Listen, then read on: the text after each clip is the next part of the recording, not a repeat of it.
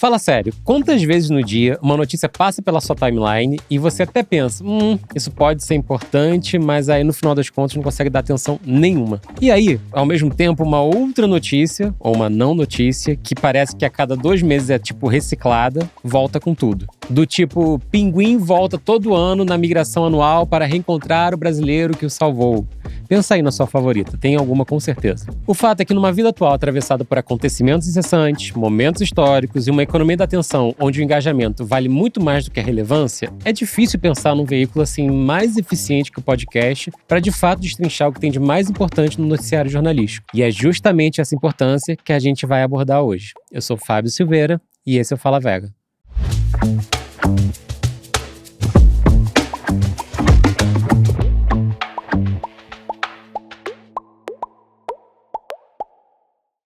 Tá curtindo o nosso projeto? Então, se possível, ajuda a gente seguindo o podcast, dando 5 estrelas no Spotify e um joinha no YouTube. Assim a gente chega a mais gente que pode se interessar. E se você quiser contactar a gente, é só mandar um e-mail para contato@falavega.com. Vega com W, então é contato@falavega.com.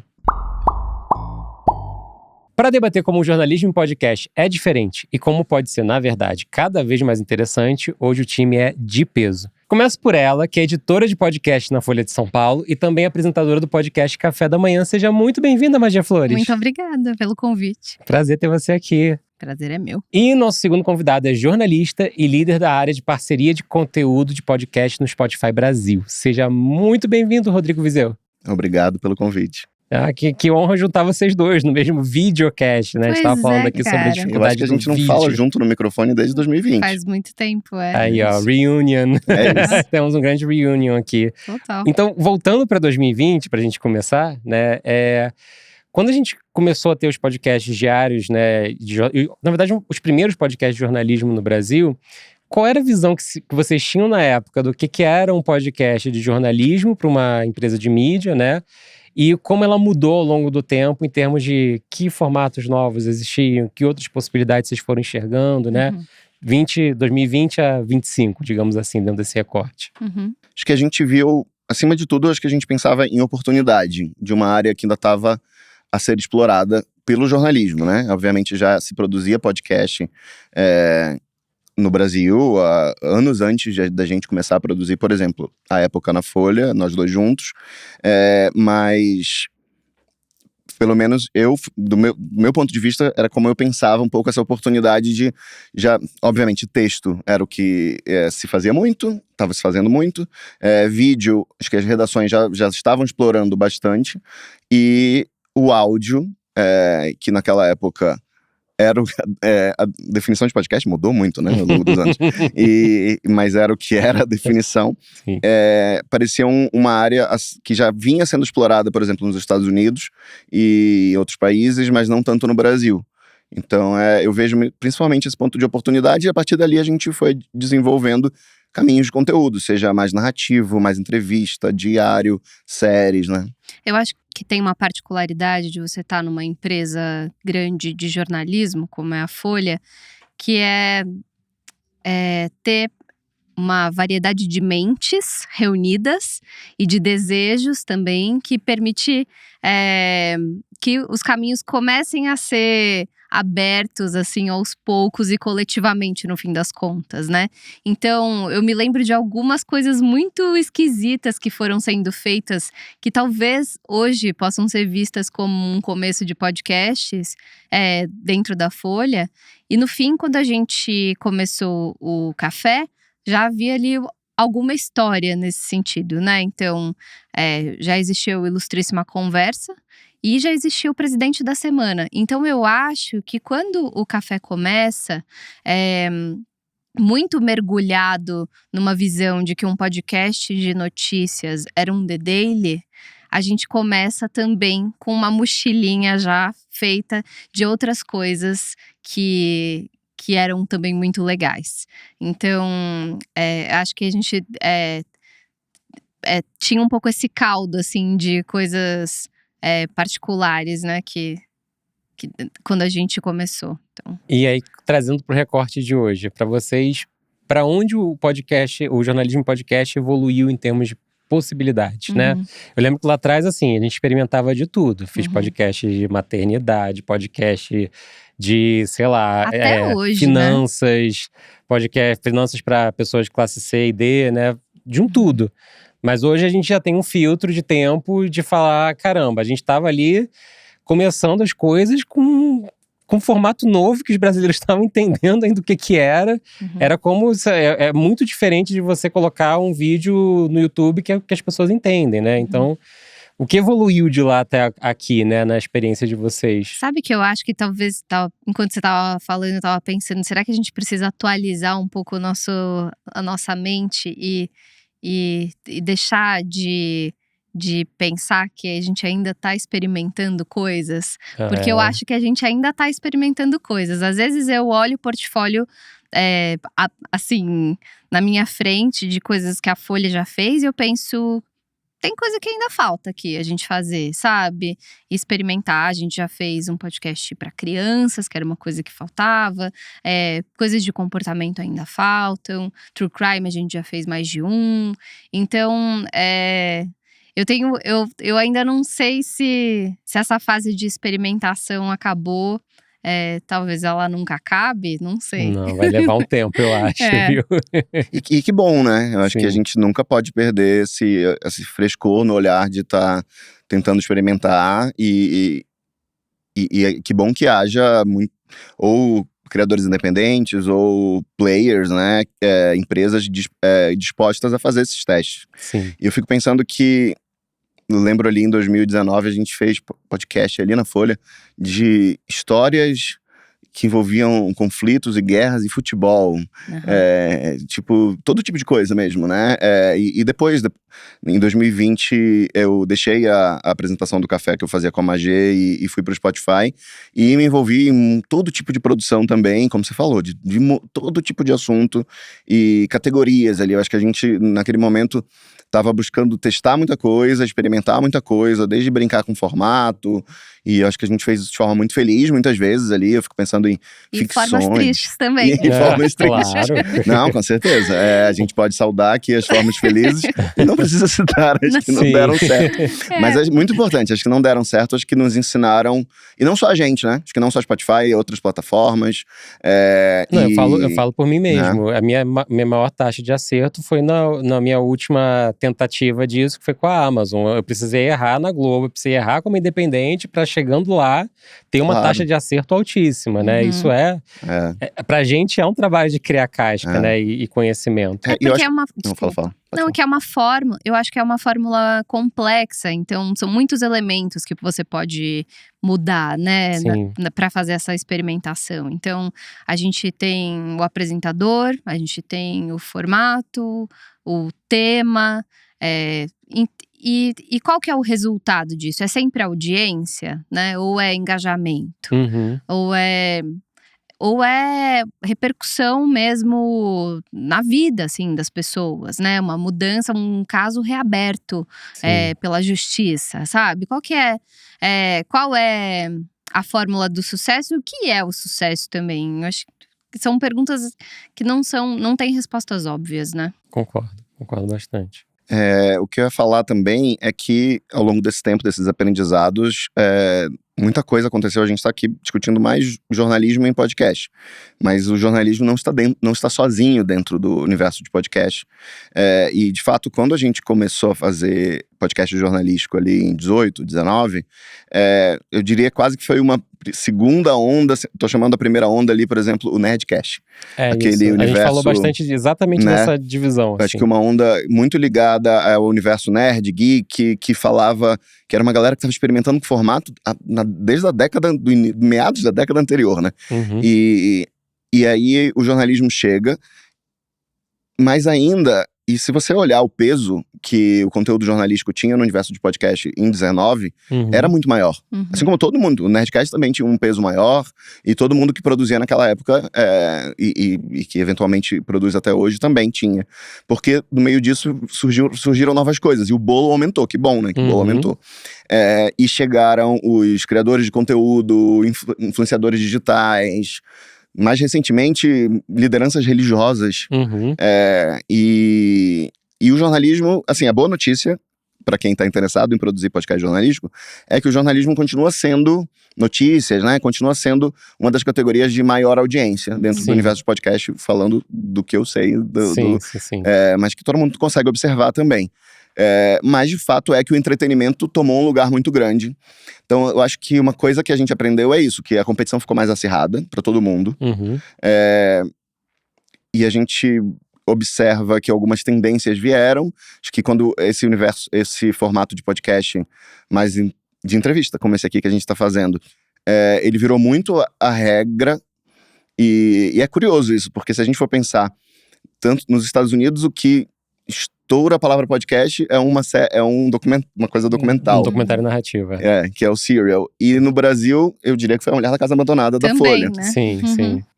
Eles estouraram essa palavra, mas ao mesmo tempo a palavra estava sendo estourada em outros lugares também. Por meio do Podpah, né, enfim, e do Flow, Inteligência Limitada e N outros. Mas é isso, eu acho que é legal observar também essas mudanças e coisas que foram eu acredito, virando acréscimos nessa conversa. Eu não acho necessariamente que elas substituíram, que um formato, um estilo ou uma categoria de tipo de conteúdo substituiu a outra. Eu acho que elas foram sendo acrescidas e se a gente olhar para a podosfera hoje, ela parece mais, cada vez mais, eu acho que ainda tem um caminho para fazer isso, ela parece mais o debate público da sociedade. Porque isso mostra uma democratização, na verdade, né? Quando a gente olha para trás, era mais elitizado. Era um conteúdo mais premium, porque era quem consumia e produzia era uma elite. Socioeconômica, né? E hoje em dia é mais geral. O conteúdo em vídeo durante a pandemia, no YouTube, no início, deu uma mudada, né? De perfil de público, né? Nesse sentido. E aí eu acho que é interessante, enquanto vocês estavam falando, eu tava assim, gente, que loucura, né? A gente não sabe nem qual é, a gente não tem nem tempo e lastro suficiente para saber qual é a taxa de renovação da audiência de um podcast, se aquela audiência envelhece junto ou estagna, né? É tudo tão recente que dados que seriam elementares para a gente pensar, esse aqui é um programa que precisa, sei lá, renovar host, esse aqui é um programa que precisa ter spin-off, etc. A gente não tem tempo ainda de lastro em muitos casos, né, para chegar a essa conclusão. E eu acho que a notícia, ela é muito viva, ela é muito urgente e ao mesmo tempo uma oportunidade de aprofundamento que sobrevive a tudo isso, né?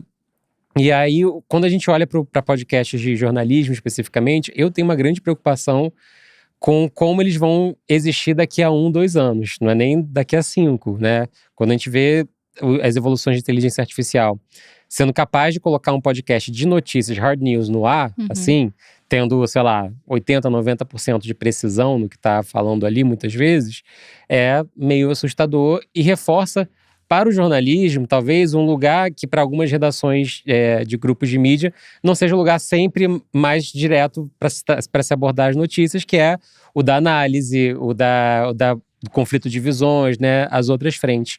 O que vocês enxergam como desafio nesses próximos anos, assim, pensando no que já existe, obviamente, distribuído no Spotify, e que eu imagino que sejam discussões na Folha também dentro dessa linha? Eu sou um pouco cética em relação ao que a inteligência artificial vai fazer e como ela vai acabar com tudo que a gente faz. É meio bug do milênio, assim, pra mim. Eu tento ver com um pouco de desconfiança. Eu acho que a inteligência artificial, sem dúvida, vai fazer bem um boletim de notícias de 5 minutos, com um resumo muito preciso. Mas eu tenho certeza que o que faz as pessoas ouvirem o café, por exemplo, não é o resumo das notícias. Não é o que mais você precisa saber hoje, que talvez a inteligência artificial saiba fazer. Mas se conectar também com quem produz aquilo que está sendo feito, né? Então, com aquela voz, com aquela pessoa, com aquela incerteza que às vezes surge no meio de uma pergunta, com aquela retomada de raciocínio e tentativa de traduzir uma coisa muito complexa ao vivo, do tipo, deixa eu ver se eu tô entendendo o que você tá falando, é isso, não sei o quê. Então, essa rapidez em representar e essa naturalidade em representar o que outros seres humanos pensam, me parece uma coisa muito difícil de reproduzir. É, IA não faz entrevista e nem apura, né? E não tem, Ainda. E não tem empatia, né? Não tem Por empatia. exemplo, que é, eu acho, uma característica muito importante do podcast. Sim. Ter esse tipo de jornalismo, esse tipo de jeito de olhar para o mundo. Não sei se estou sendo um pouco sonhadora aqui, Não, mas eu acho que a conexão estabelecida através do áudio é diferente da conexão estabelecida através do texto. Com certeza. concordo com você, longe de mim parecer otimista, mas eu acho que podcast está muito bem posicionado nessa discussão do risco existencial da inteligência artificial para o jornalismo, né, como algumas análises que a gente lê às vezes, porque acho que quem faz podcasts, quando a gente olha para os podcasts que são relevantes no Brasil, no mundo, eles têm muito a cara dos seus apresentadores, e eu acho que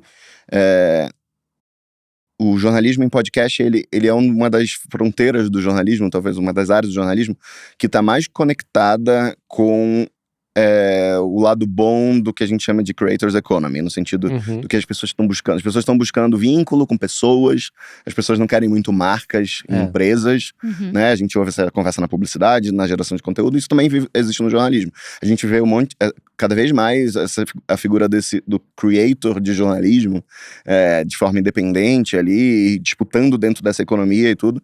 E é isso, é o que você falou, traz hesitação, traz uma dúvida, é aquela coisa que a gente vê, que é uma delícia de ver em podcast de jornalismo, que é o bastidor da apuração e as dúvidas que a pessoa teve enquanto apurava e tudo. Então acho que o jornalismo o podcast jornalístico tá bem posicionado nessa conversa e sei lá, eu penso em bons usos recentes da inteligência artificial.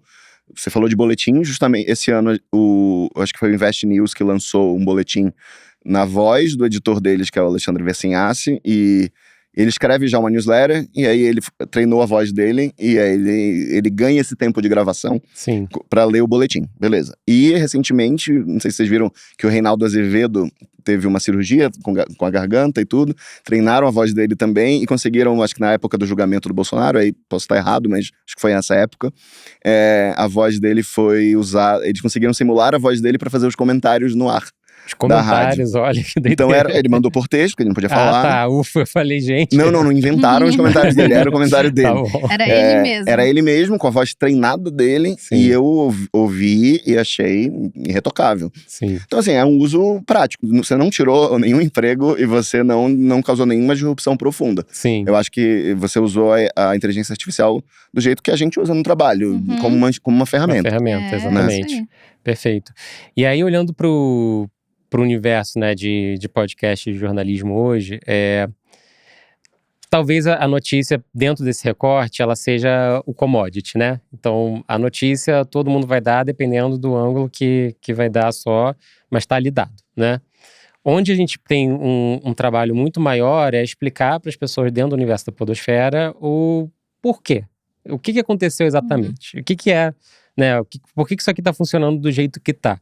E eu acho que aí tem um espaço interessante no podcast, que ele geralmente é escutado no momento em que você está fazendo alguma outra atividade e que você não vai ter, né, aparecendo na sua tela 20 mil notificações, até pode acontecer, né? Mas você vai estar fazendo alguma outra coisa ali que você vai poder estar prestando atenção naquilo, né?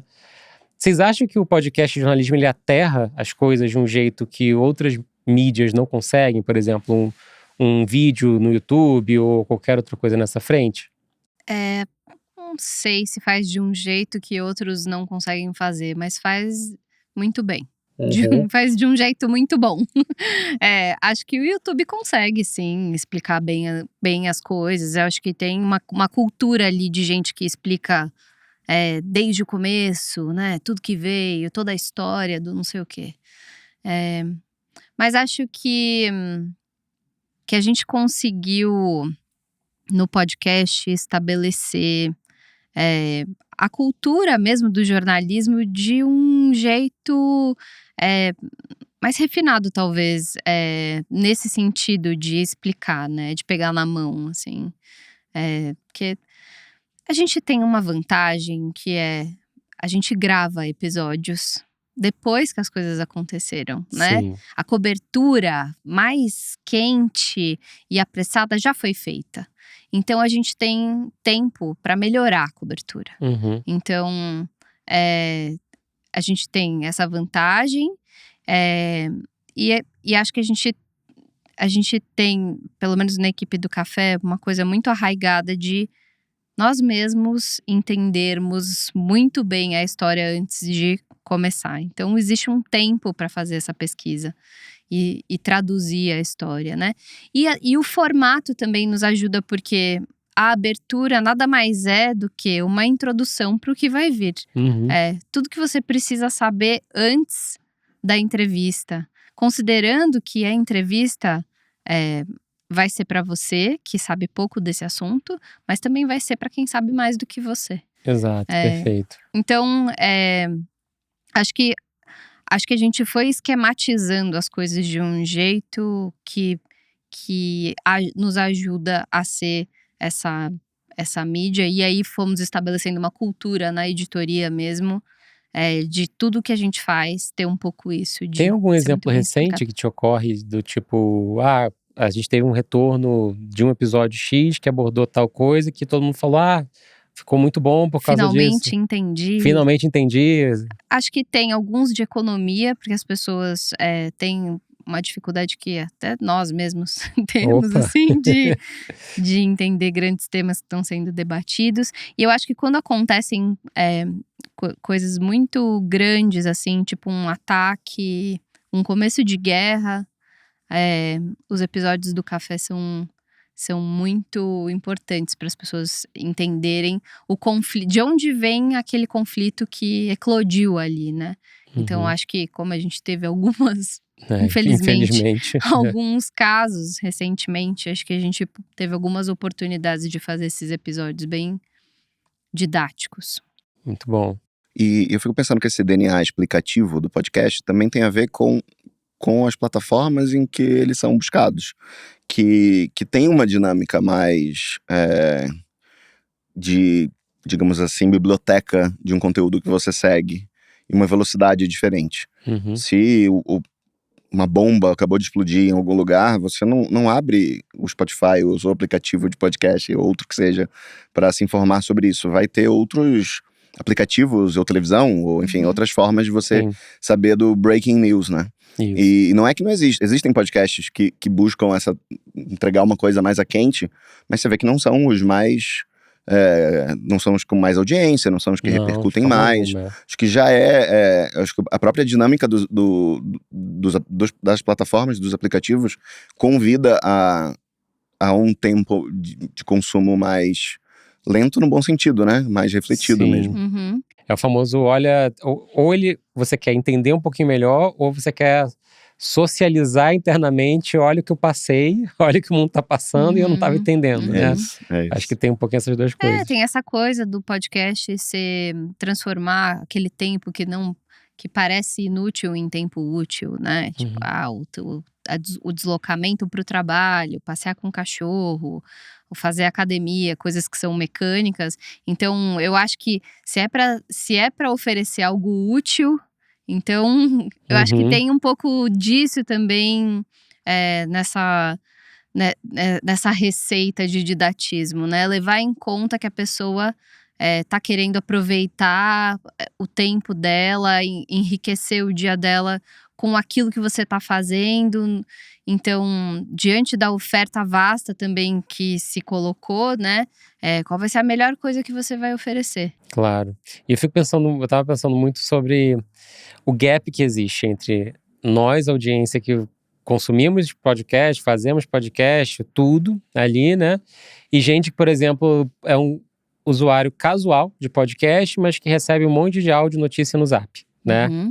E eu fico pensando nesse gap que existe e no espaço de possibilidades imenso que existe, assim, até em termos estéticos, né? É claro que a Folha, por exemplo, não vai produzir um podcast em que a estética de contar uma notícia seja de fofoca, né? Não sei. Quem sabe, Quem né? sabe? Falta no portfólio.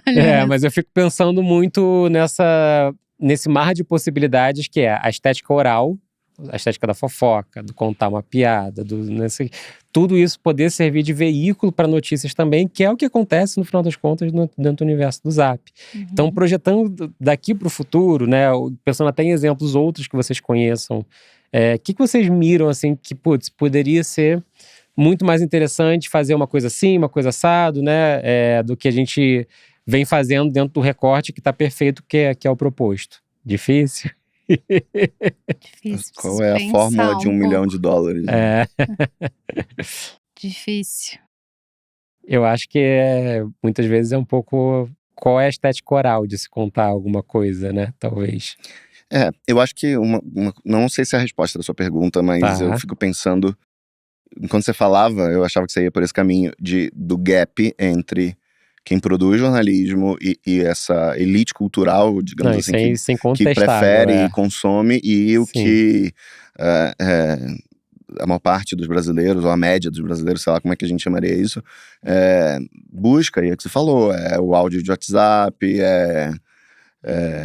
sei lá. Vídeo no TikTok. Vídeo no TikTok. Se informam pelo TikTok. Quando, às vezes, dependendo, no universo além do jornalismo, às vezes, quando é uma coisa que é para ser muito séria, é um link do LinkedIn. E assim, que é tratado como uma informação com autoridade e é qualquer coisa. É só uma pessoa que provavelmente foi um texto escrito por IA também, que escreveu aquilo. Tem vários, eu já vi. Né? Claramente.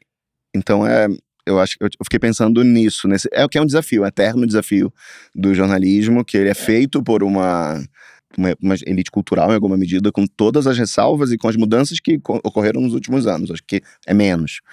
Eu acho que com o podcast a gente deu um passinho para atingir um tanto de gente, mas ainda falta um monte de coisa. Que o jornalismo, esteticamente, ele é conservador, né? Acho que esse é um ponto. Se a gente parar pra pensar, será que evoluiu tanto assim nos últimos 100 anos? Não sei. Eu fico vendo gente mais nova que escuta, por exemplo, Medo e Delírio em Brasília, que é pra falar um podcast disruptivo, em termos de linguagem, né? E que, de repente, não lê notícia, não se interessa por notícia, mas escuta ali porque é divertido, é desbocado, é escrachado, né? Tem umas coisas assim que chegam, né? Eu fico pensando muito se nessa barreira não tem também a própria dificuldade do jornalismo de evoluir enquanto linguagem, né? Então, não sei se é nesse lugar, talvez, um pouco. Mas aí tem o desafio de em que momento, ao ceder, você deixa de se fazer jornalismo também. Acho que sim. Acho que tem um tanto de regras, assim, que a gente precisa seguir mesmo, assim, de éticas e talvez técnicas também. Talvez isso segure a gente um pouco. Mas acho que essa questão tá colocada na redação. Talvez seja difícil solucionar mesmo o caso. Mas acho que essa pulga tá atrás da orelha. E acho que as redes sociais são meio a resposta, assim. O trabalho que o jornalismo tem feito nas redes sociais, eu acho que é o começo do caminho para solucionar esse BO aí. Isso eu concordo. Eu acho que tem um caminho ali de muita gente que não consome notícias e consome via redes sociais. Uma referência que eu fiquei pensando, que é um caminho possível para se explorar, que é algo recente, é um modelo, a gente está num campo seguro ainda, é a entrevista, mas onde o apresentador, é mais fácil falar em exemplos aqui, Fio da Meada, Rádio Novelo, Branca Viana, no Brasil.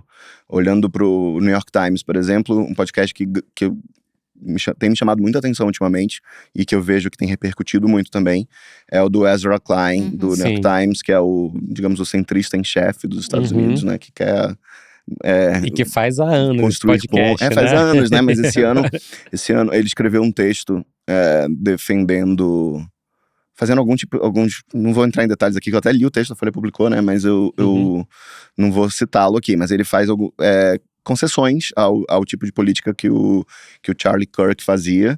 E aí, ele tem uma pessoa que claramente é amigo, um cara que é amigo dele, e ele chama pro podcast, que discordou completamente dele. E eles fizeram um puto episódio recentemente, onde eles debatem, muito colocado, em termos de opinião. Ele... talvez seja o editor de opinião do New York Times, ou ele é um dos editorialistas, alguma coisa assim, enfim. Então ele tem ele navega aquele universo, aquela bolha de opinião, onde é possível ser muito opinativo no New York Times. Ou, né, se vale qualquer jornal, as pessoas às vezes não sabem disso, né? O público em geral às vezes não sabe disso. E eles também lançaram, a editoria de opinião do New York Times lançou o Interesting Times, de um colunista, o Ross, alguma coisa, que é um dos conservadores do New York Times também. E é interessante, porque ele faz umas entrevistas. Por que eu tô citando isso aqui como exemplo? Não é esse tipo de conteúdo que, obviamente, vai massificar o jornalismo em podcast. Mas eu acho que me interessa muito essas figuras desses apresentadores muito colocados. Isso. Porque isso faz muito sucesso. E outra, tem bagagem. Não é só uma opinião vomitada. São jornalistas com preparo, com respaldo de redações. E eu acho que as redações da Folha e outras redações relevantes no Brasil estão totalmente bem posicionadas para ter essas pessoas. Já fizeram. Eu sei que vocês já fizeram esses testes, ou fazem ainda, enfim. E eu acho que é um caminho interessante de expandir. E aí você mas qual é a diferença disso pro café, pro assunto? É diferente, porque é um pouco diferente, é um mergulho ainda mais profundo. Você dobra a aposta Isso. do que a gente tá falando que o podcast faz bem. Você pinça uma das coisas do café e do assunto e joga mergulha numa discussão. Eu acho que um exemplo bom no Brasil disso foi um episódio que, por acaso, eu me deparei do podcast da Manuela Dávila, em que ela traz a Cátia Abreu e a Joyce Hasselman. E tem uma eletricidade no ar o tempo todo, né? Mas é interessante o conflito e como ela administra muito bem. Ela é ótima apresentadora, se revelou pra mim naquele podcast, ótima apresentadora, administrando aquelas visões de mundo ali que chegavam no ponto do não. Quando bate na mesa e fala não, é porque de fato entrou num impasse ali, é difícil, né? Mas tem esse campo. O podcast de entrevista ele é meio que avesso ao media training, né? Em certa medida. Ele é. Você pode chegar lá com tudo na ponta da língua, mas se você foi no podcast, não foi não deu uma entrevista pra TV, o que quer que seja, é porque você tá esperando que ali você vai ser, né, surpreendido por perguntas outras, ou trazer temas aqui, acolá, né, que não vão estar ligados. Eu acho que as pessoas ainda chegam muito fechadas, assim. Eu acho que sim, é difícil. E eu acho que é por isso que Podpase mais tem essas longuíssimas entrevistas, porque uma hora as coisas começam a sair, exatamente. Você vai destravando, ainda mais né? se você coloca uma bebidinha alcoólica na mesa. Aí sem sombra de dúvida. Né? Uma coisa assim. Eu penso até no Mano a Mano, por exemplo. Como algumas pessoas já se soltaram ali. Mas enfim, tem outras questões. Não é um jornalista que é o principal apresentador ali. Então a pessoa também se solta por isso, né? Mas eu fico pensando, por exemplo, Inteligência Limitada, que não é apresentado por um jornalista, né? Tem se proposto a fazer uma coisa que discute atualidades, debates, e cresceu muito desde que começou a fazer isso. O que, pra mim, acho que o aprendizado pro jornalismo é totalmente diferente do que esse podcast faz, que ele, na verdade, muito mais liga os microfones para o debate ocorrer e levanta algumas questões básicas. Eu acho que um jornalista mais sênior e tudo teria muita condições de deixar aquela conversa talvez mais aprofundada do ponto de vista jornalístico. Mais organizada. Mais organizada. Ou até combativa, né? Porque também tem episódio com terraplanista, com teoria da conspiração. O leque é amplo, né? Isso, mas eu fico pensando que o que tem de bom pra tirar daí é o apetite do público, né? Porque você pensa, tem o acordo de paz em Gaza e Israel, e o Inteligência Limitada já monta a programação deles. O primeiro episódio da semana já se propõe a debater isso com 6 entrevistados, sabe? E as pessoas vão ouvir pra caramba, sabe? Tipo, muita gente. Eu conheço pessoas cuja principal fonte de informação jornalística são podcasts que têm como DNA do entretenimento, na verdade. Não se propõe absolutamente de serem jornalísticos. Mas é onde vão esses especialistas que a pessoa se acostuma a ouvir. E a verdade é que as pessoas não entendem muito essa fronteira, né? Do que é jornalismo, do que não é, enfim. E eu acho que desde o começo a gente entendeu que esse é um pouco o nosso papel, explicar as diferenças também. Então, isso tá misturado ali no que é o café da manhã, por exemplo, explicar os bastidores do jornalismo, mas acho que as pessoas têm que ouvir. Já escutam muito, isso aí sem sombra de dúvidas, mas eu acho que esse ponto que o Viseu trouxe é muito interessante, porque de fato tem ali uma oralidade, né? Eu ia falar descomprometimento, mas não é descomprometimento. É um estar relaxado. Uma liberdade, né? É um estar relaxado na ignorância, no melhor dos sentidos, né? Do sentido, eu não estudei a pauta, eu não tenho isso aqui, eu ignoro quais são os elementos dessa pauta e por isso eu posso perguntar qualquer coisa do ponto de vista de qualquer pessoa que estaria aqui sentada. Se Dona Maria tivesse sentada aqui, ela estaria fazendo as perguntas que eu estou fazendo, de repente. Então, nisso eu acho que é muito diferente a entrevista. Eu acho que o entrevistado vai para essa entrevista muito mais relaxado. Muito mais. Porque ele sabe que ele não vai ser confrontado. Com que ferramentas, né? Com que acervo. Então, fica... Quando vem a pergunta, ela é inocente, quase ingênua, ela não é... E o entrevistado é quem conduz a entrevista nesse caso, sim, não é o entrevistador, né?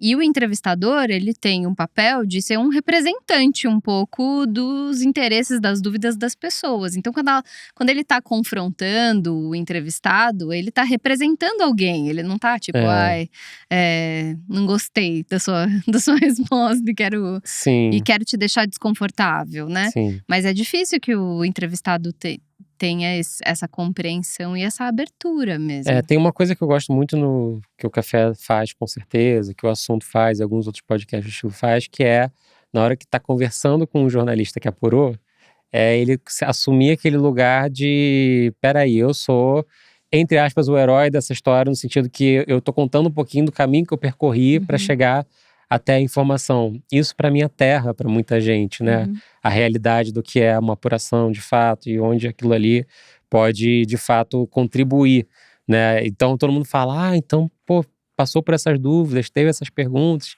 entendi por que falou tal coisa, né? Então começa a ficar um pouquinho mais amigável, digamos assim, né? Do que a notícia. Hoje é muito engraçado, tem dia, e eu sou assim, leitor de jornal de papel desde que eu tinha 8 anos de idade, né? Hoje é, obviamente, aqui no tablet, mas todo café da manhã é lendo o jornal. E tem dia que eu acordo e falo, mudou, nós mudamos, né? Tem dia que eu acordo, abro e falo, meu Deus, quanta notícia, não sai da editoria do Brasil, eu não quero mais saber disso, sabe?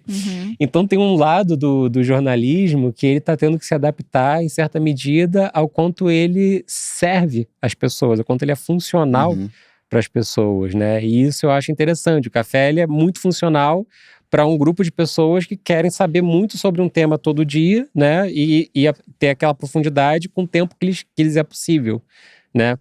Mas quando a gente pensa que tem muita gente precisando que o jornalismo seja funcional para eles de diversas formas, eu fico perdido até na minha cabeça no mar de possibilidades que isso abre. Eu fico pensando também, porque eu acho que tem vários tipos de público. Sim. Tem o público que pode eventualmente ser o consumidor de notícias, ou de qualquer tipo de conteúdo jornalístico, seja impresso, digital, televisão, podcast e tudo. Existe um núcleo duro, como se fala, news junkies, né?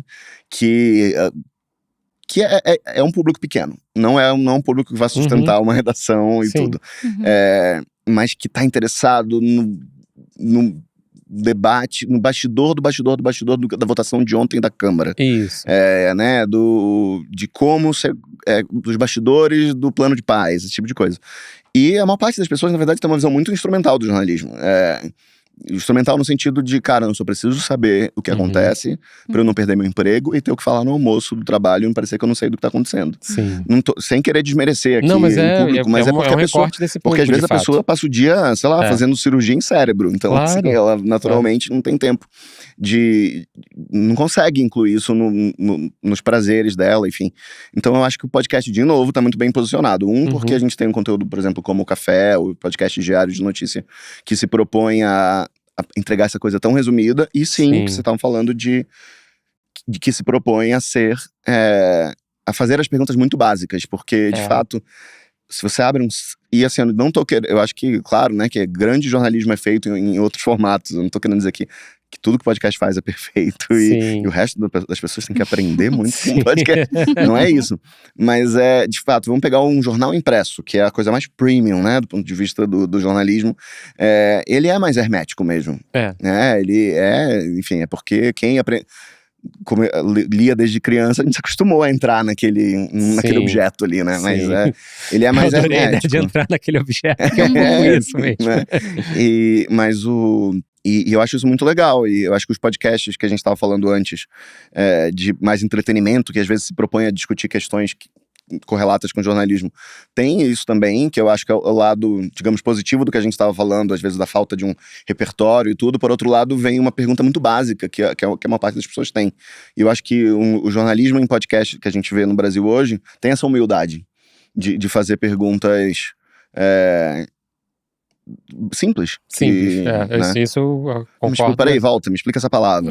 Não sei. Concordo 100%. E isso traz que resultado um público grande, um público mais jovem, né? E um público que é menos news junk, eu diria.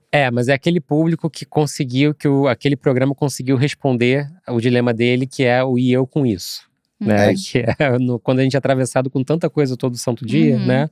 Fica muito a coisa do e eu com isso, né? Por que eu preciso saber disso? Eu lembro quando eu tava na Globo, acho que foi na Globo, sim. Pra mim bateu muito forte, o tema mais importante é mudança climática. Muito importante, vamos fazer uma série narrativa, tinha caminhos, não sei o quê. Eu parei e eu com isso, eu falei, como é que as pessoas vão se interessar pra ouvir uma coisa que... Clima, né? É ar, é vento, é chuva, é trovão, enfim, tudo isso é muito intangível, é muito presente, mas ao mesmo tempo muito intangível para a maior parte das pessoas, né? E aí toda hora que eu parava no e eu com isso, com qualquer projeto que eu tinha do lado de jornalismo, eu falava, tá, pause, vamos pensar um pouquinho mais como é que eu respondo esse e eu com isso, né? De certa forma. É um desafio para o jornalismo climático, sem dúvida nenhuma. Assim, e para o diário também. Mas eu acho que entra uma coisa aí que não é a solução, não deve ser, mas que é a relação de confiança que se estabelece entre seu público e você. Se eles têm um tema por dia e eles estão me colocando esse aqui, talvez eu deva escutar. Isso. Perfeito. E isso é uma coisa que você constrói todos os dias, com uma maioria de acertos em relação a erros, assim. Porque quando você erra, eles notam também. Então, eu tava esperando tal coisa de vocês, não isso. Tal outra coisa mais importante. A gente recebe essas mensagens de vez em quando. Algumas vezes a gente concorda e algumas vezes a gente discorda. Não, desculpa. Natural. Esse outro tema vai vir ainda. Ou não é tão importante quanto você acha que é. Mas é isso, uma matemática que se faz dia a dia. E até um caminho interessante seria trabalhar com enquetes e caixas de perguntas, né? O que você tem muito interesse em saber e não tá tendo. Aí, umas 4 opções, sei lá. Para diário isso é uma loucura, se fosse fazer uma coisa desse tipo. Mas esse tipo de troca muitas vezes funciona, porque uma das coisas que o podcast jornalismo faz muito bem é construir uma comunidade engajada por reconhecer a relevância, né? Isso é indiscutível. Mas será que tem mais coisa que possa dar de volta para a comunidade? E em que medida isso está em diálogo com a forma como o jornalismo classicamente é feito ou não? Tenho certeza que sim. Né? Então acho que esse é um dilema que eu fico aqui na pontinha da cabeça. E aí queria perguntar para vocês que outros podcasts de jornalismo, fora do Brasil mesmo, hoje vocês entendem que são muito interessantes e relevantes como dicas, assim, para quem realmente gosta e consome muito? Deixar você começar, porque você... Então... Você que acabou de voltar da Argentina? Você Tô na Argentina. Pior que tem algumas coisas só estão acontecendo lá mesmo, mas enfim. Em termos de podcast. Mas, olha, o que eu tenho... Eu confesso que tem sido um ano meio conservador, que eu atribuo... Conservador do ponto de vista de consumo de conteúdo e não politicamente. Mas também, esteticamente, sim, concordo. Esteticamente. Mas esteticamente também, né? Eu tava falando outro dia, quanto tempo não surge um podcast realmente disruptivo, qualquer que seja o gênero aqui no Brasil, né? Mesmo séries limitadas, a gente tem... Sim. A explosão de lançamentos não é 2025. Mas eu acho que faz sentido no caminho que a gente tá traçando. Assim. Uma entre-safra, de certa forma. Exatamente. E de amadurecimento, de se sentir confortável em apostar no certo nesse momento, pra depois fazer uma coisa mais disruptiva. Que eu acho que isso também foi, ao longo desses anos, foi testado do ponto de vista de audiência, de viabilidade comercial, e por isso esse modelo mais semanal, entrevista, conversa, tem se consolidado. Então, enfim, do ponto de vista do conservadorismo estético, e também talvez por ter criança em casa, eu me agarrei no seguro Mas, cara, eu acho que esse do Ezra Klein é um que eu ouvi bastante. Eu vi o Fio da Meada também. Eu acabei já dando spoiler aqui na conversa de recomendações. Mas eu acabei ouvindo muito esses de entrevista e me interessando muito por esses de entrevista onde o entrevistador se coloca mais, opina mais, enfim, é uma personalidade mais com um centro de gravidade maior, digamos assim. Isso eu penso, na verdade, para todos os gêneros, né? Cada vez mais eu penso do quanto a voz autêntica em podcast, ela é muito, muito, muito importante. E como né? é difícil de encontrar. Muito, imagina. É raro, né? Eu acho que é o diamante, Muito. Você não acha? Porque é raro, um cruzamento de texto com a forma como você fala, com a autenticidade, a veracidade, um pouquinho, tá nesse lugar isso. todo, né? Acho que sim. Daria um diagrama maior do que o da Lava Jato. Essas coisas. Sim. Bom, gente, indo pra reta final, todo mundo paga uma prenda quando vem aqui. Então, que filme, série ou podcast vocês estão obcecados recentemente e por quê? Eu fiquei pensando em séries, né? Eu gosto muito das produções argentinas, de forma geral. E acho que 2 séries que me capturaram recentemente, que maratonei, foram 2 argentinas dos mesmos diretores, que são Nada é minha favorita. Ótimo. E a do Zelador, que se chama… Meu Querido Zelador. Meu Querido Ou Zelador. El Encargado. El Encargado. Eu lembro.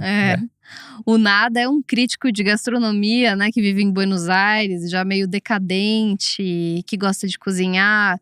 Então é uma fórmula ali muito deliciosa. E um humor muito latino, na minha opinião. E o Encargado, principalmente a primeira temporada, depois dá uma deslizada, eu acho, mais pra frente. Mas a primeira temporada é muito boa. Fiquei pensando nessas 2 séries. Eu acho que é um prédio que poderia estar aqui em São Paulo, Poderia, no Rio, nos Jardins ou em Higienópolis. Em qualquer lugar. Um condomínio caríssimo, né? Eu acho que o que eu tenho pra trazer são filmes que eu assisti recentemente. Curiosamente, 2 filmes de terror e filmes que são sequências, né? Mas são bons, eu gostei dos 2, porque parece que eu tô dando a definição de uma porcaria que você assiste em qualquer dia. Exato. Mas são filmes que eu gostei, que é o Extermínio, que seria o Extermínio 3, mas ele não tem, eu acho que é Extermínio a Evolução. A Evolução, que era um filme que eu esperava há muito tempo, porque eu gosto muito do 1 e do 2. Sim. E várias vezes eu buscava ativamente no Google se ele já estava sendo produzido. Sim. Muito, quando nem era uma ideia, era só eu achava no Reddit os fãs cobrando. O primeiro reinventou o filme de zumbi, né? Uma nova geração inteira. É mais um desses filmes de zumbi, mas é muito bom, tem uma estética foda. E o primeiro e o segundo são legais. E eu gostei muito do terceiro também. E eu assisti também o Sorria 2. Esse, talvez uma obra menor, mas uma obra menor que me agradou muito. Mas você sabe que é aquele filme que a pessoa que sorri gosta muito. Eu ainda não assisti o 2. Cara, é filme de pulo, de se assustar no sofá e ficar arrepiado, assim. E não querer ver sua visão periférica, porque você tem medo de ter o demônio te olhando. Ótimo filme pra isso. Gosto muito. Eu acho que é um filme acho que a gente está num momento de tamanho colapso climático, geopolítico e de ruptura dos tecidos sociais, que ver esses filmes tão catastróficos faz parecer a realidade um pouco melhor. Olha, esse é um ponto. Eu saio melhor vendo desses filmes. Sim. Bom, e eu vou ficar com 2 podcasts. Um do 0 Hora, uma minissérie narrativa em True Crime do 0 Hora, chamado Maníaco do Cassino. Sim. Muito bem feitinha, né?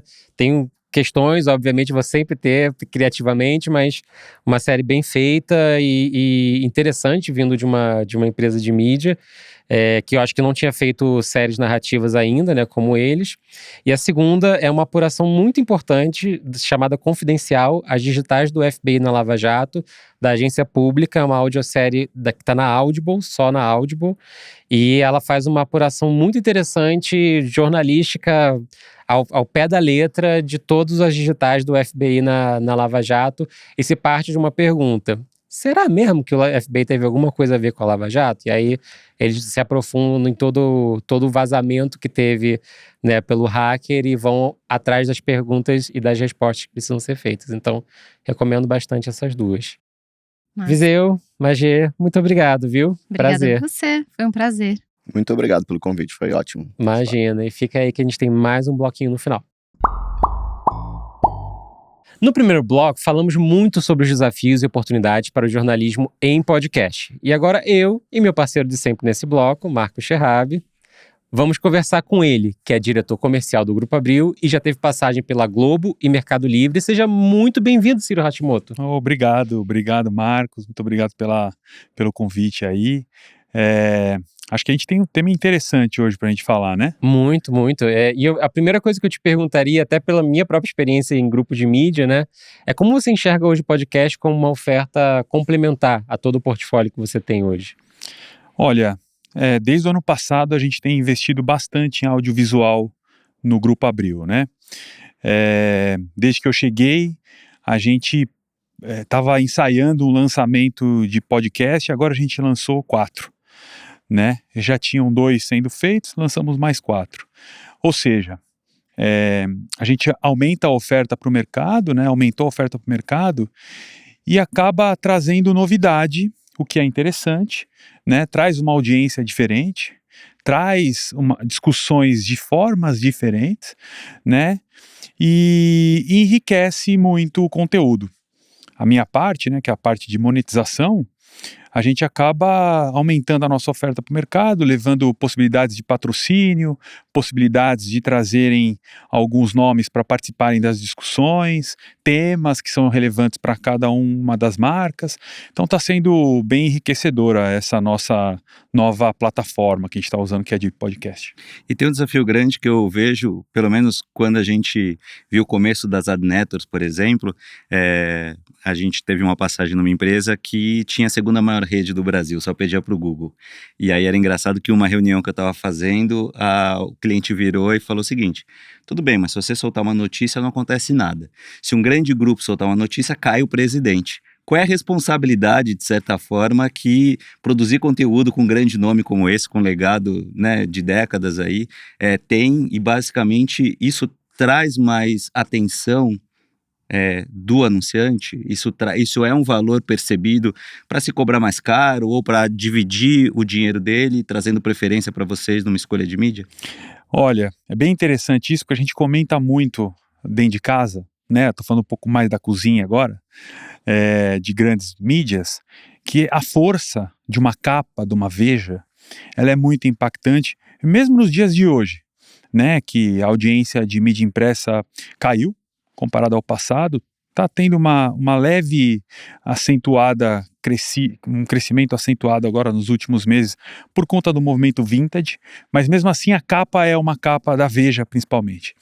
E quando a gente, como você falou, derruba um presidente ou enfatiza alguma notícia que de fato é relevante para a capa, a redação entende que deve ser assim, a gente se valoriza mais. Eu gosto muito desse jogo, vamos chamar assim, um jogo de poder, porque você acaba tendo um impacto muito grande na sociedade para os brasileiros, né, porque você está ali enfatizando uma notícia, e a Veja é muito boa em termos investigativos, né, traz ali uma pauta exclusiva, várias e várias pautas que permearam a história do Brasil, a Veja pautou isso, né, e a gente fala muito da audiência, né, eu não posso vender o conteúdo, mas eu posso vender a qualidade das pessoas que estão ali consumindo aquele conteúdo, né? E é aí que eu me apoio, né? Eu não tenho controle absoluto, inclusive a redação da Veja, ela fica em outro andar, com porta fechada, crachá exclusivo para abertura, é algo super bem ali, igreja-estado, né? A gente se conversa mais do que antigamente, mas ainda tem essa divisão muito clara, né?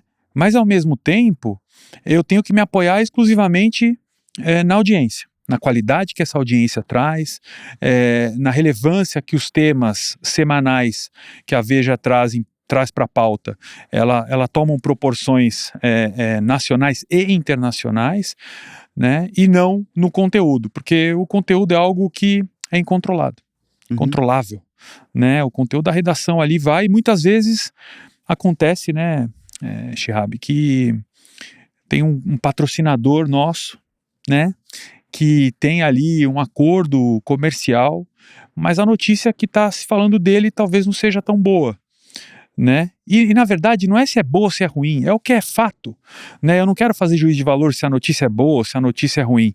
É que aquilo é fato, tá acontecendo aquilo, o nosso compromisso principal é com o leitor, é com a audiência, com o telespectador, porque agora a Veja está na TV, né? Então, é para eles a nosso compromisso, é com os brasileiros e não com empresa ou seja lá quem for. Você que refaça sua meta. Eu que vou atrás. Se vira. É por isso que eles contratam uma área comercial, né? Senão ia ficar um telemarketing lá só atendendo. Né? Genial. Não tem jeito. E aí eu acho que tem um ponto interessante nisso, que você puxa pela relevância, né, que por sua vez gera engajamento, né, e por último isso abre possibilidades para as marcas e uma das coisas que a gente mais discute hoje no universo da publicidade em conteúdo de uma forma geral é o branded content, né? Como funciona um processo decisório para entender qual é o balizamento disso, né, até onde vocês podem ir? Eu imagino que dependendo da marca seja diferente. Veja, é jornalismo estrito, né? De repente uma marca que está mais ligado a cosmética, entretenimento, isso fica um pouquinho mais maleável, né? Uhum. Como é que funciona isso? Melhorou bastante, né? A gente tem ali questões técnicas de mudança de fonte, diagramação da página, a gente toma esse cuidado. Para o leitor é imperceptível, né? O leitor está lendo ali, ele consegue, até na paginação, a gente, quando você pagina numa diagramação de uma edição, está fechando uma edição, a gente coloca um anúncio numa posição entre uma matéria e outra, normalmente em páginas ímpares, né? Quando a gente está falando de conteúdo em branded content, quando é numa mídia impressa, a gente coloca sempre no fim, entre uma matéria e outra, entre um conteúdo e outro, normalmente em lado par, né? Então tem uma tecnologia, uma estratégia diferente que a gente usa, né? E a gente, desde o ano passado, optou por contratar freelas que a redação contrata para escrever as matérias editoriais, para fazerem as matérias de branded content. Por quê? Porque quando você fala no tom daquela marca, a Abril tem 23 marcas, então são 23 verticais que falam no tom com aquela audiência, sem misturar. Então, vou dar um exemplo. A Cláudia fala no tom com a audiência da Cláudia há 60 anos. A Capricho há 73. Então, eu não mudo o tom que eu converso com a minha audiência. Então, eu pego esses jornalistas freelances que escrevem para a área editorial, para escrever o branded content e assim manter o tom da linha editorial, mesmo que seja um conteúdo para uma marca.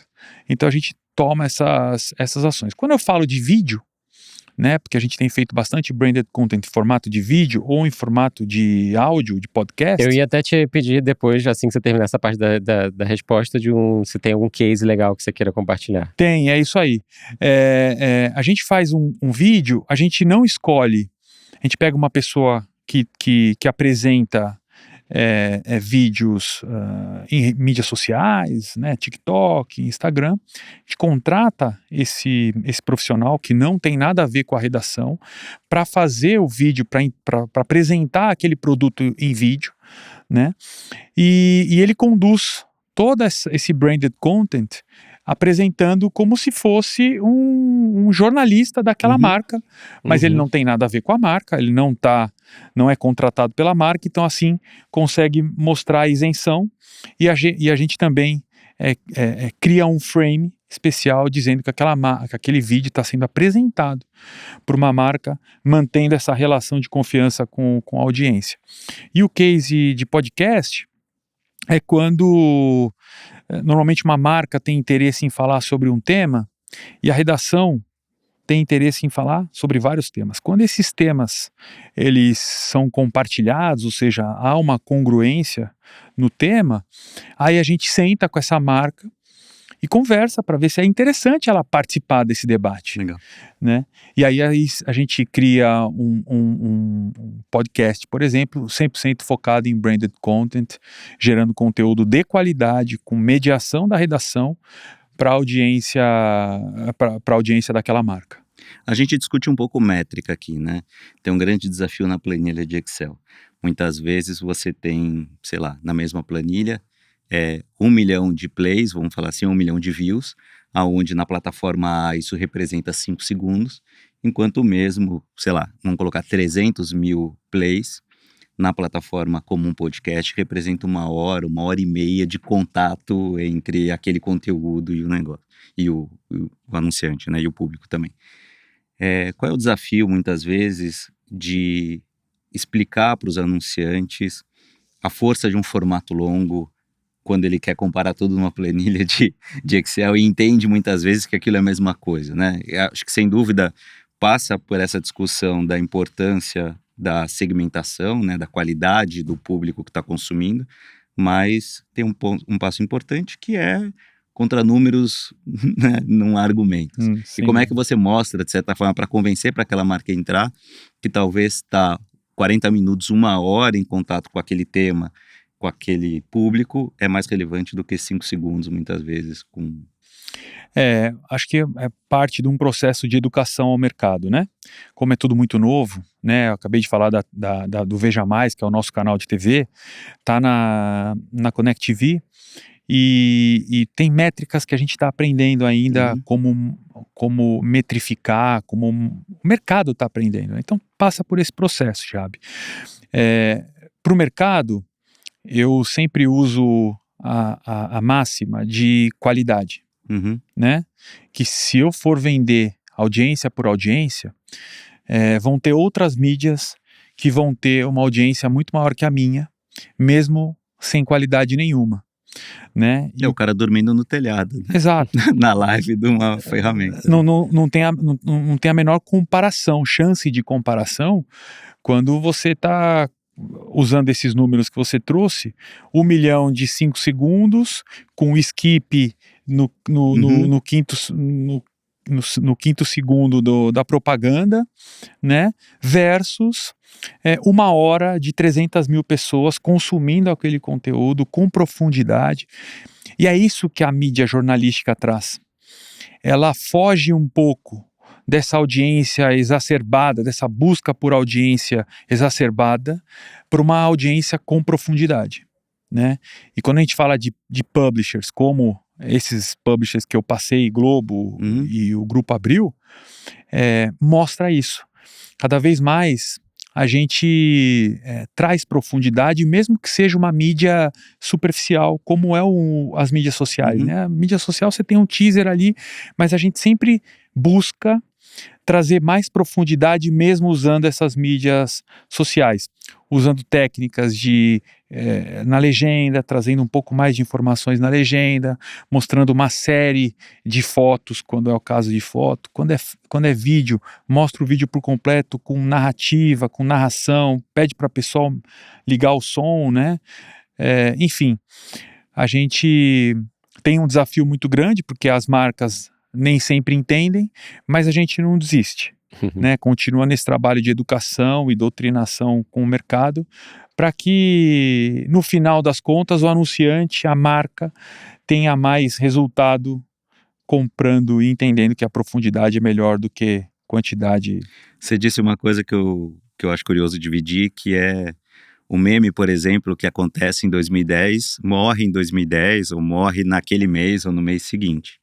E uma matéria jornalística, um fato jornalístico que aconteceu em 2010, hoje é história, né? Hoje é história, e jornalismo impresso, ele perdura, né? Ele perdura por anos, décadas, né? Estou falando décadas porque eu acabei de receber uma edição do acervo que eu pedi de 2012, ou seja, mais de uma década para trás, ainda me serve de consulta. Com certeza. Né? Então, acho que isso tem um valor inestimável, né? As marcas hoje em dia têm preferido seguir por uma outra linha, até por limitação. Tô passando um pano pros caras do marketing lá, né? Por limitação de budget, né? Meus amigos. Muito bom. Mas acontece, entendeu? Sim. Então eles preferem outras opções e é super compreendido. A gente não vende mais, não tem mais uma relação transacional, compra aqui, te entrego aqui.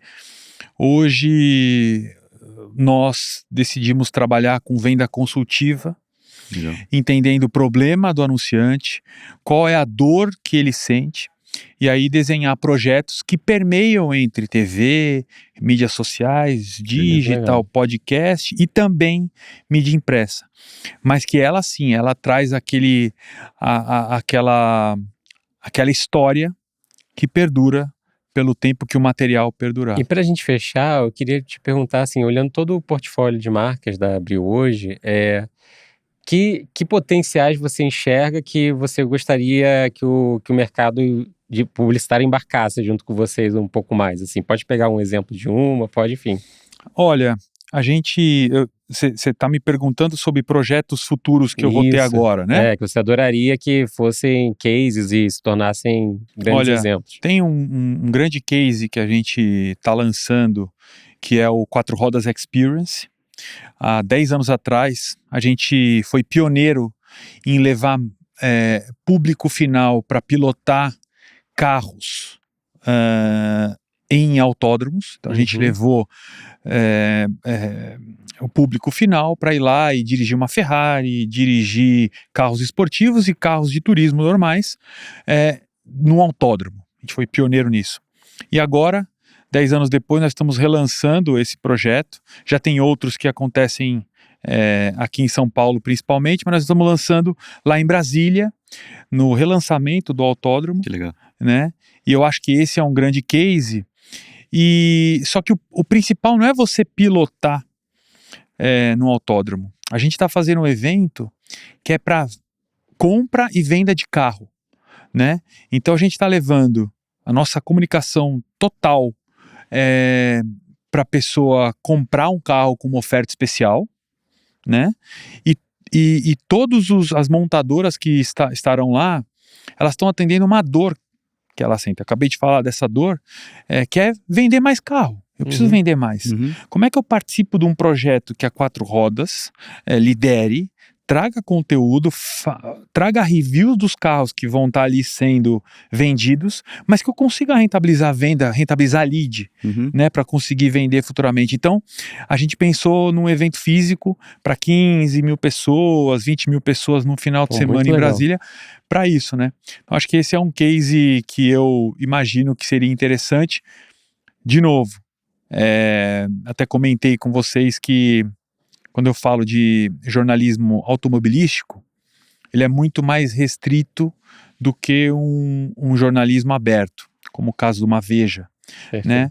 Porque são 1000 empresas que a Veja conversa semanalmente, tem interações, mas quando eu olho para jornalismo automobilístico, são 50 montadoras. Essas 50 montadoras precisam da mídia jornalística, fazem investimentos, patrocinam a mídia jornalística, só que naquela edição pode sair uma matéria que não esteja criticando um problema que exista naquele carro, né? Enfim, esse é um grande desafio de monetização também. Mas uma grande experiência, sem sombra de dúvidas. Grande experiência. Ciro, muito obrigado, viu? Que papo esclarecedor. Obrigado mesmo. Obrigado, Chiab, foi um prazer conversar com vocês, trazer um pouco dessa experiência. Posso deixar meu LinkedIn aqui? Com certeza, claro, à vontade. por favor. Todo mundo que quiser, Ciro Hashimoto, me adicionem lá para a gente poder bater um papo e conversar mais. Gente, esse foi o último episódio dessa primeira temporada do Fala Vega. Quero agradecer muito a presença, a audiência, toda a atenção de vocês durante esse período. Foi absolutamente incrível. Tivemos convidados que a gente nem imaginava que fosse ter de cara nessa primeira temporada e discussões que foram realmente muito relevantes, muito interessantes. Eu não sei você, mas eu mudei minha cabeça sobre vários temas bem aqui fazendo esse podcast. Então, se você estiver chegado agora ou nos últimos episódios, vê lá o que tem pra trás de episódio, que tem muita coisa incrível, e a gente se vê já já numa segunda temporada do Fala Vega. Fala Vega é produzido pela Pod 360 e pela Vega. Apresentação e roteiro, Fábio Silveira. Produção executiva, Marco Scherrabi, Thiago Bianco, Felipe Lobão e Fábio Silveira. Direção de conteúdo, Fábio Silveira e Felipe Lobão. Produção, Gabriel Obata. Assistente de produção, Sven Biller. Áudio e edição, Will Souto e Doriva Rossek. Vídeo e edição, Guilherme Dias, Pedro Bronzoni, Gabriel Kisters e Lucas Soares. Identidade visual, Ayrton Yamaguchi. Fala Vega é gravado nos estúdios da Pod 360 em São Paulo.